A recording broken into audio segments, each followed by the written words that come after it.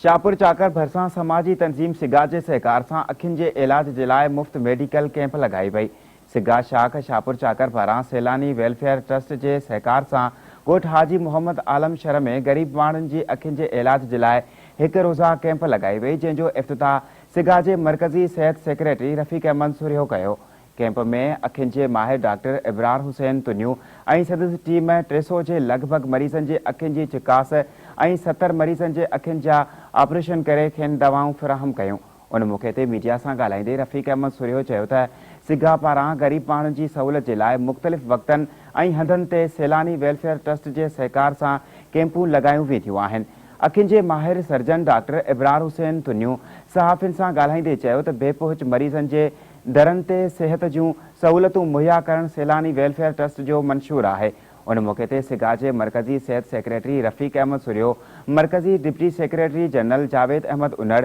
ऐं ॿियनि अखियुनि जी कैंप में भरपूर सहकार करण ते तर जे नाले वारे सियासी समाजी अॻवान हाजी मोहम्मद आलम शहर, रईस मोहम्मद इलियास शहर ऐं रईस अलीगुल शहर जो शुक्रियो अदा कयो।